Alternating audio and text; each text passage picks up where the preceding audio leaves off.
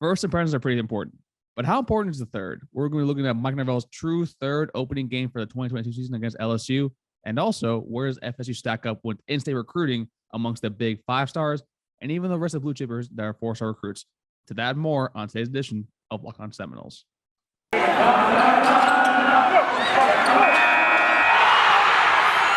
You are Locked On Seminoles, your daily podcast on the Florida State Seminoles, part of the Locked On Podcast Network. Your team every day.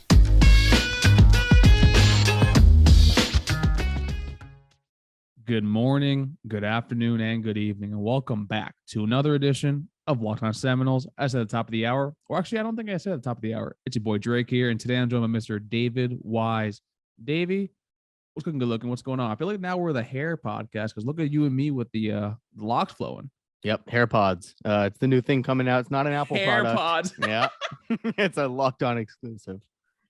Oh Lord, have mercy, have mercy. But today I think you're going to be driving the ship a little bit today, Dave, because you were kind of the one texting me in the middle of the workday. Hey, why don't we talk about this, and it's a prize third segment. So Dave, you know what? I'm going to hand the ball to you. Take us away with where you want to start off with first. Yeah. So last week we were having a conversation. I posed the question of what is the effect of the LSU game on your perception of this, of Mike Norvell and this current era of coaching at FSU working out? Like I asked you, what is it currently for you, for the FSU fan base, for nationally, and how is that impacted by the LSU game, for example? Like if we go out there and we beat LSU, how does that change your perception of the likelihood this tenure works out? What percentage of the FSU fan base do you think will be on board nationally, et cetera? So I will open that right up and just ask you, what percentage what percentage of the FSU fan base and the national college football landscape do you think currently believes that this coaching staff and the Mike Norvell era is the era to return FSU to prominence? So I think the national perspective, and this is where I think me and Max differ. You can tell from the group chat. I think Max will probably give his opinion on it later on the week or sometime next week because I think he is going out of town. Yep. I think national perception wise, when he first got hired, it was 80%. It was like super duper high because of what he did over at Memphis, and also you kind of see like basically how all the players loved him and basically said like, hey, the dream is free, but the hustle sold separately. That's that sort of thing where like you kind of had that mantra with him, but going into year 3. I think the national perception might be around 10, maybe 15%. Yeah. I mean, if you look at the coaching list that we discussed a few weeks ago, he was, I think, in the bottom 15 of coaches in the Power 5 after entering his third year here. Yep. I know On3 just dropped their hottest hot seats board, and he was, I think, number 3 on that list. And then ESPN, the same thing. It seems a lot of it's not that I think they still like Mike Norvell as a coach. I just think the love for him is not translating to whether they believe that he's going to be able to turn the ship around with this, because as of right now, what can you point to that anything positive has come up from his tenure? Right. And what about for among the FSU fan base, what percentage do you think of the fan base currently believes this staff, not the national landscape, but just FSU fans, do you think believe this staff is it? I think I said 40 when you asked me this earlier. I think it's more like 30, maybe 35% too, because like a lot of people still believe in Mike Norvell. To me, I think he's going to be like my ceiling for him when he got hired was he could be a Ron Zook, where basically he's able to build the foundation, bring in some players. And so, I mean, the foundation seems fine. It seems a lot more organized culturally. It does seem to be turning, but I don't know if the players aspect of it, and we'll probably touch about that a little bit more in the next segment, is actually going, coming to fruition, because it just seems like overall, like, part of me believes that FSU's fan base is just really wanting to work out. And we all really, really want to work out to the point where if you see from the past few years and something maybe kind of ties to a little bit now, where it's like they're making excuses for him. And I think we're one of the few podcasts here that tries not to do that, because whenever he does something good, we give him props. I mean, the Trey Benson pickup, that looks awesome now. I don't know. That was I'll put my foot in my mouth. Yeah, I hoped I would. Yeah, transfers too. I mean, he's doing well with that. We're bringing Jermaine Johnson last year, Kiera Thomas, and we'll see what happens year 3. But as of right now, I think a lot of people are at the point now where it's like, okay, show me. And that's where I think it's more like, it's kind of like close to the middle, but a little more lean towards that we don't believe in him as much as we did when he was initially hired. Right. And so the point of this conversation, and just it is interesting, I think, your perspective that the FSU fan base is higher in terms of their belief of Mike Norvell than the national fan base, likely, like you said, because they want and need it to work out. Max, I think, thinks the national perspective is higher on Mike Norvell for whatever reason, not for whatever reason that Max thinks, that for whatever reason that the national pundits come up with.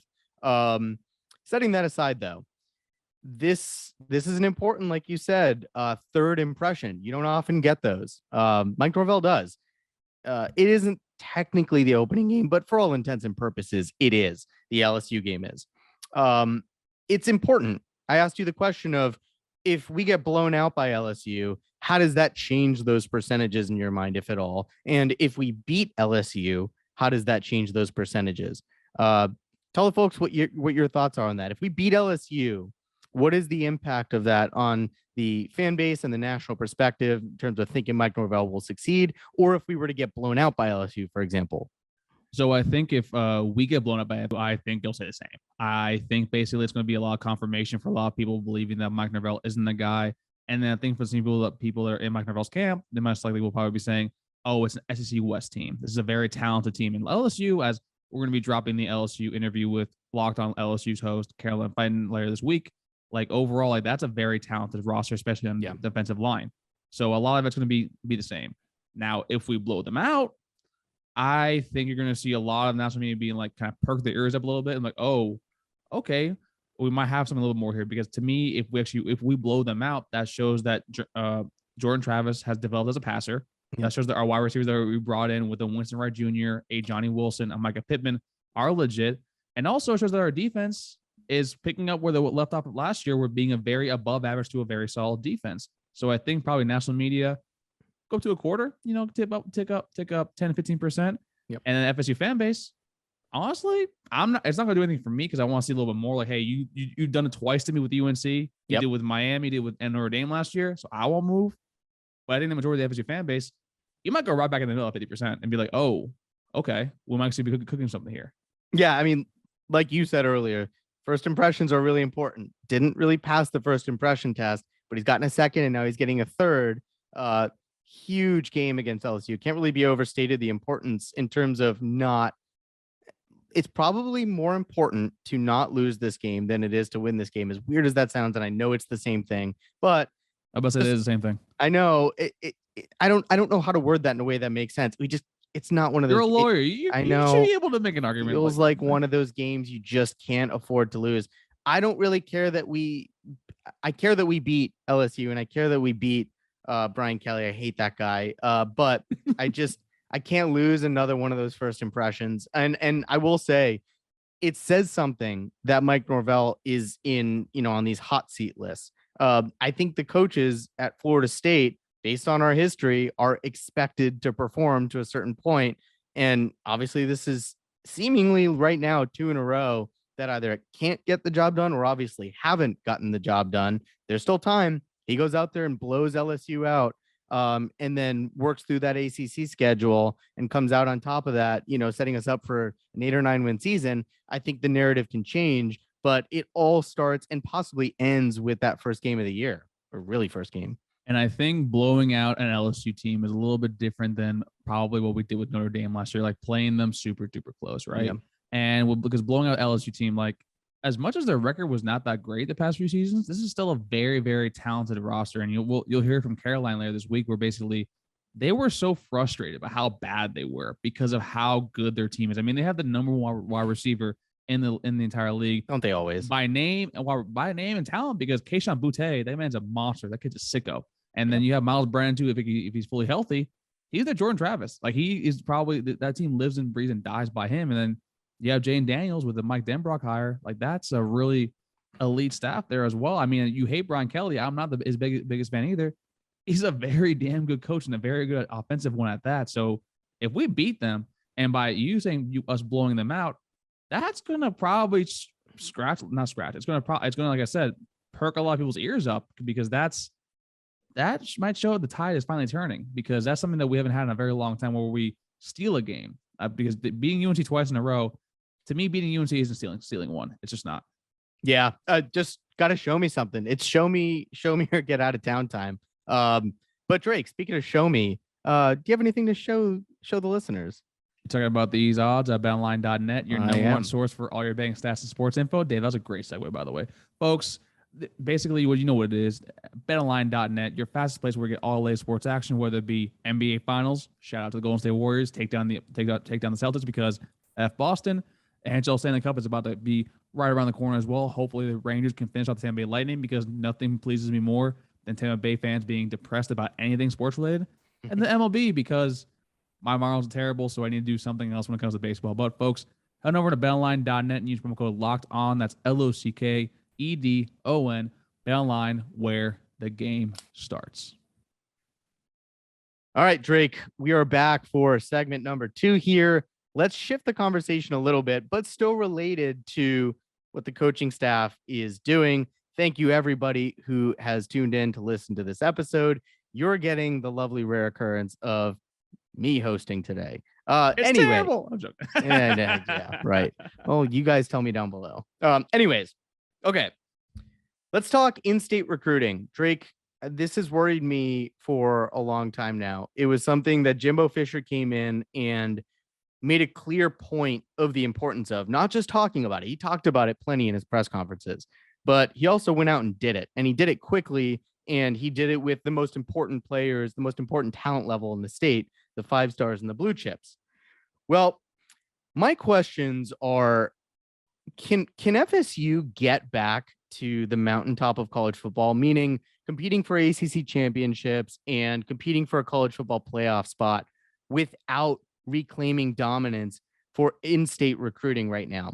And I ask you that with the setup of the whole state is not recruiting well right now in state. There is all the important, the 5 stars and the blue chips, most of them from the state of Florida, are leaving the state to go elsewhere. That used to be what Florida State relied on in its run in the 80s and 90s, was having a stranglehold on a lot of the elite Florida talent. That hasn't been happening.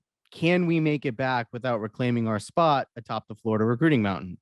I mean, you can, primarily because now, I mean, it was kind of probably the best kept secret for not only Florida State, but also for the University of Miami, and also for the University of Florida too, as well. Like, basically, they locked down the state of Miami, which is basically Orlando all the way down football wise. Yeah. Now you have every school in the country coming down here. Not only, or is it, your Ohio State, Alabama, the Clemson's.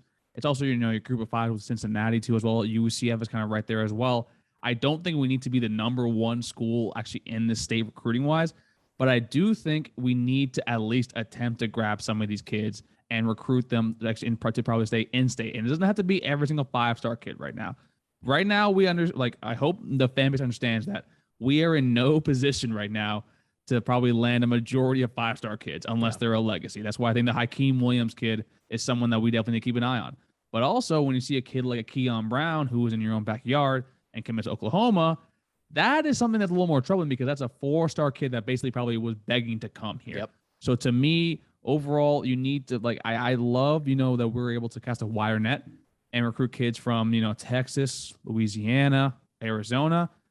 But your FSU, you have the recruiting hotbed right in your backyard. Yep. Basically, your 3-star kids are down here would be 4 or 5-star kids in other states because of who they play against. Like Omar Graham Jr. is going to be a stud. He's a lower 3-star, and we already can see he most likely is going to be a hit. So overall, to me, you just need to start recruiting in Florida better. And that's just, we need to make that more of an importance. And also, it's like South Florida too as well. But Florida, to me in particular, especially South Florida, needs to be has a priority when it comes to basically where you should be locating at. Right. And like you said, we can cast a wider net now. That's just with modern travel and technology. That's easier. So it's possible to have, for example, a top 20 recruiting class without crushing it with the in-state recruiting. However, would the staff's continued recruiting at the current level in state of just Florida recruits, if we keep recruiting at that level? No, because we're not at a level right now at all when it comes to Florida recruits. That probably answers the question, but if we don't improve our Florida recruiting, is that something that will single-handedly seal the staff's fate in your mind? 100%. Primarily because it's how do I put this? I'm trying to find, like, this is where I do this thing where I think you and Max have noticed it, where I try to find a nice way to put it without not being a total asshole about what I'm about to say. It's more that the staff needs to understand that they have basically prime real estate here. People freak out that we're going to be Nebraska or Tennessee, like me and you talked about today when we were texting. Yep. Tennessee and Nebraska don't have the talent-rich they're not a talent-rich state when it comes to college football. Florida is not only talent-rich for football, it's also talent-rich for baseball too, as well, and soccer. Yep. So overall, you have no excuse to when you should be even in the top 10 for some of these kids, even the top 20, or even speaking to some of these kids. Because overall, like, to me, right now as a staff, you're not getting, like I said earlier, you're not getting 5 stars, but you should still be competing for the higher 4 stars, lower, the higher 3 to 4 stars right there overall. And then primarily, most of them should be in your home state because it's a shorter trip. It's a lot easier to sell. And also some kids, they want to get out of Miami. They want to get out of South Florida. They want to go up somewhere else, away from home. You're able to sell that. Also, South Georgia's right there too. What Georgia, has no longer has any more spots. You know what? We're right there to grab. So overall, to me, Florida recruiting should be prime and number 1 overall.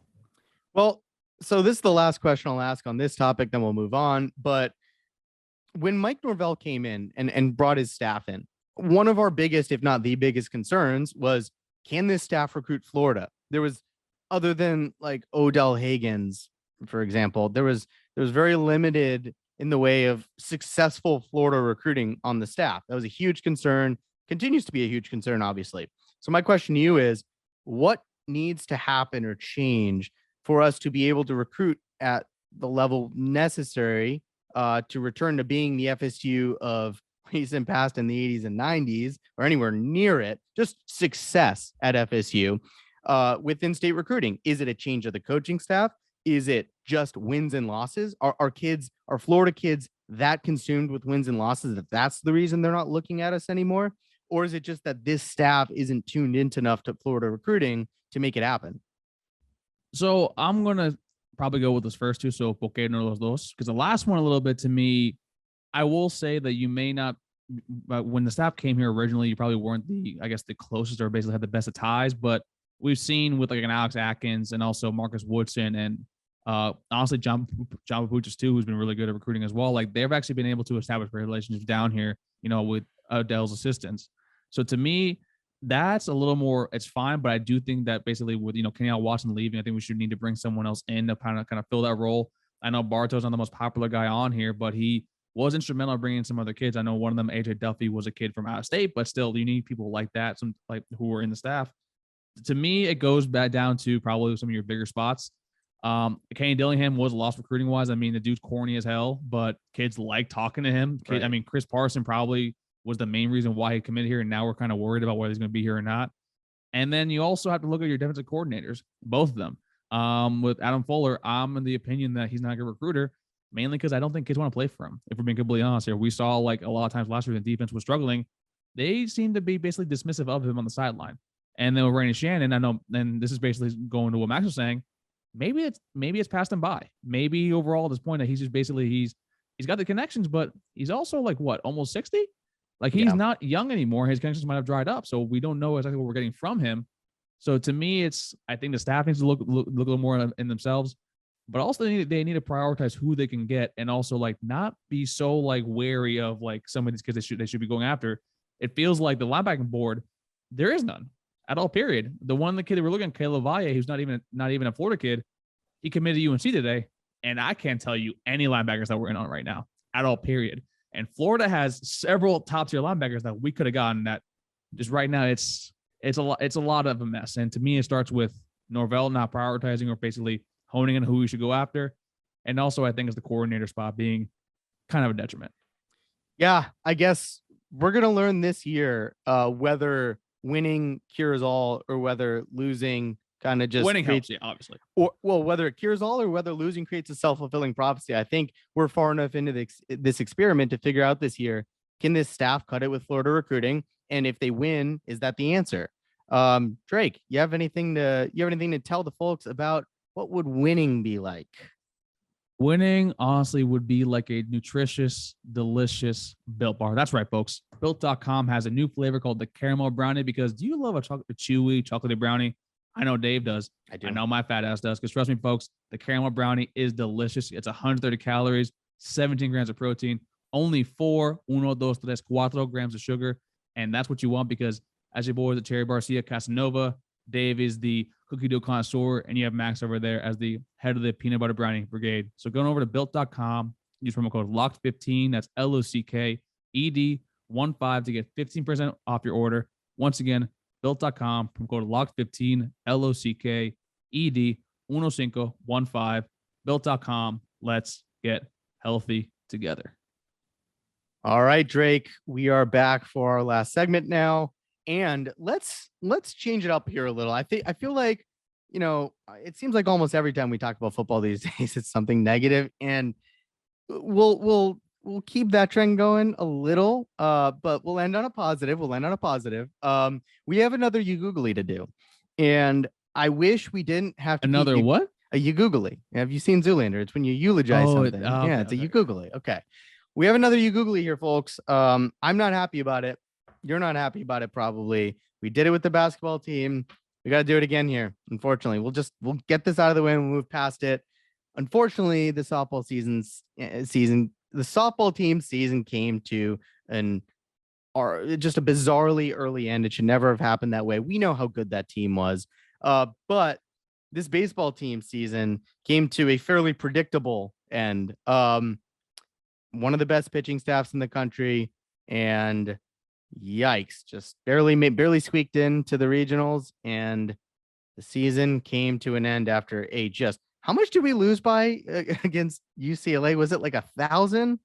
I think it was Auburn that was like Auburn, yeah, right. Like 21-5 or 21-6, something like that. Because I know we lost to UCLA 2-1, and even though Jonas Colaro pitched a hell of a game too, which was like, I'm like, that kid, he left it all out there, and that's what we needed out of him, man. As someone who is a diehard fan of a very bad baseball team, it's really, really honestly just poetic that I have 2 of them are in the top 4 for Cy Young odds with the Marlins, and I have 2 stud pitchers on the FSU baseball team, and Parker Messick and Bryce Hubbard, and neither of them can get run support. I'm not going to go any further than that because, quite frankly, plate discipline is something that was harped on with me as a kid for a very long time. Also, approach too. Shout out Tyler Martin, who actually understands what I'm talking about. The rest of the team, I'm just going to leave it at that. Yeah. I would like to sit here and tell you there's always next year. There's not always next year. We'll make the NCAA tournament. We'll extend our streak. But yeah, something big's going to have to change here, or we know exactly what to expect. And what we can expect is postseason run and nothing more. Hey, I will say a local kid from down here is going to be coming up, a top 5, almost 4-star, 5-star baseball pro catcher, Santiago Ordonez. I'm not only saying that because I play with his brother, but he is definitely going to be a Salvador Perez for FSU. Quote me on that. That's positive news. Look at that. And we'll segue that recruiting into another and the final topic of the day, which is we made the front page of ESPN yesterday. It is not every day that FSU makes the front page of ESPN at all. And usually when we do, it's something either funny bad or just bad, but bad either way. We made the front page of ESPN for basketball recruiting. That's how you know it's good and a big deal. That's right. Baba Miller is one of the top international basketball prospects in the world out of Spain, who pledged his commit to FSU over Gonzaga. He signed too, actually. Signed, excuse me, over Gonzaga. Gonzaga was, I guess, expecting to have a scholarship spot open up. It just didn't happen. He is absolutely Gonzaga quality. That should tell you everything you need to know. Every year, Gonzaga is one of the best teams in the country, and he would have fit in their basketball program, meaning he should be one of the best players on Florida State's roster, if not right away, pretty quickly after he gets on campus. Yeah, shout out to Drew Timme for coming back to Gonzaga for a 6th year, because if he actually stayed in the NBA draft, this kid would go to Gonzaga. Yep. He is that damn good. I mean, Dave, you know the story of Anthony Davis? Tell me. So Anthony Davis, he was a point guard actually heading into high school, and then I think it was his junior season or his senior year, he went from 6'2" to 6'10" or 6'11" what he's going on right now. That's what Baba Miller just did. Miller was a 6'2" point guard, so he still has the passing ability, the winging ability, the shooting prowess on the outside, and now he just got taller. And this is massive because we lost, like John Butler isn't coming back. Yep. And that was somebody that sucked. I'm not gonna lie to you. That probably would have been one of our most important players to come back, almost like probably on the same level, if not more, than Balsa Corporavica leaving last year. Yep. So overall, this is a massive get. And this is basically like, folks, for recruiting wise, this is basically like us grabbing, who can we say here? This is like us keeping Cam Davis over Alabama for next season, or possibly maybe us grabbing DJU over Clemson if that was going back and forth, or maybe it's like Jameis Winston from a few seasons ago, beating Stanford and Alabama for him. So this is just a massive get, and this is something that it shows that Coach Ham, he ain't slowing down. Got it. Yeah, he ain't going anywhere. 6'11", shot 50% from three. Always love international prospects who are that tall, shooting like that from three. He's going to help us right away. This train should pick right back up where it left off a couple years ago when we should have been in it for a national title. Ham just keeps it going. Please don't go anywhere. Please don't retire. You're one of the programs we need to be good right now. And I think that's it for today's show. Right, Drake? You got anything else to add? All I gotta say is that kid plays for Real Madrid. I'm pretty sure Luka Doncic played there too. So that's something that we really. He's not coming from some random, international European league. He's coming from La Liga, who basically Real Madrid cares a lot about their sports, especially when it comes to soccer and basketball. Yeah, definitely. Just playing for Real Madrid seems like a cool thing because it's like they're good at soccer, so it just feels like we're getting somebody good just based on football, the name alone. It's football. It's football. Yeah, same thing. Yeah, it's soccer. It's America. Anyways. Thank you, everybody, for tuning in. Please, if you like the video, give us a thumbs up. Subscribe to the channel. Hit the little thing at the top. It'll tell you, turn on your notifications. The bell. Yeah, ding the little bell. It'll tell you when our episodes drop. Drake, what else am I missing? Like this video and comment down below for the Mailbag Mondays that we'll be doing, even though it's now a Tuesday. It actually helps us out a lot more if you do them ahead of time. And also, we are having the Locked On LSU host, as I said before. Max and I sat down with her last week, and we're bringing that on. And also, we're going to be speaking to the rest of the Locked On hosts, and also hosts of other schools that don't have a Locked On. As you know, remember Cam Lemons to Bro. It's going to be a good time. Going to be a good time. That was Drake. This was Dave. Thank you, everybody from Locked On Seminoles. See you next time. Take care, everybody.